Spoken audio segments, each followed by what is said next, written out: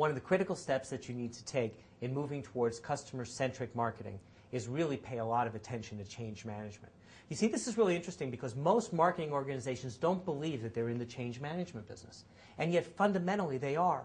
As we're moving more and more to data-driven marketing, as we move more and more to digital marketing, as well as social media, blogs, Twitter, Facebook, more and more marketing is involved in bringing change into the organization, whether it's products, customer service, sales, support. All of those organizations are impacted by digital marketing. And marketing, in fact, is on the cutting edge and are the people who really have to bring that change. The way to start, though, is when you start with a customer-centric database marketing initiative, you need to take that and treat that like a very serious piece of change management. So you need to document your wins. You need to find the opinion leaders in the organization, and you need to get them to buy into the approach and buy into the results. And then you have to publicize it and actually do what we call an internal marketing campaign. And sometimes, interestingly enough, the internal marketing campaign is even more important than the external marketing campaign. Because if people don't buy into it in the organization, they are absolutely not going to do it. And if they are not going to change what it is they do, you can market all day long, you can send any messages out, ultimately you're going to be faced with dismal failure. There's no other way around it than to get people to buy in. Recognize also, you're not going to get everyone to buy in. You never will.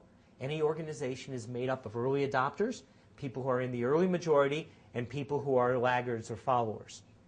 If you try to launch a program like this or an initiative like this with people who are laggards and followers, even if they're in very senior management, you're never going to succeed. They're not people looking for the next hill to climb, the next real different thing that they have to do. And remember, customer-centric marketing is around building a focus in the organization around making life easier for your customer, not making life easier for the organization. So by definition, what you're talking about is making life harder for the organization. How are you going to convince them in the organization to choose to make their own lives harder? When in most cases, people choose to make their lives easier. What you have to do is you have to show the results of it. And you show it by identifying the small wins, documenting them phonetically, and then bringing them as change management, making a clear case for success. Videotaping customers, videotaping salespeople, showing what the experience in this new world actually looks like, and then getting that to people who are early adopters in the organization and people in the early majority. When you do that, you start to build a groundswell around it. And then you have to do this marketing campaign and hit specific people in the organization frequently with pieces of new news and next steps and next initiatives. And do it in a way that the company can swallow from a financial standpoint.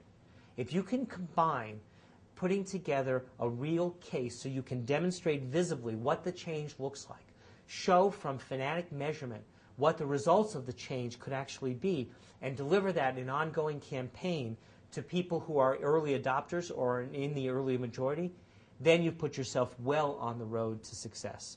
And that gives you a chance for success far beyond what 80 or 90% of all database marketing or customer-centric marketing is likely to do, which is run up against the brick wall of company inertia.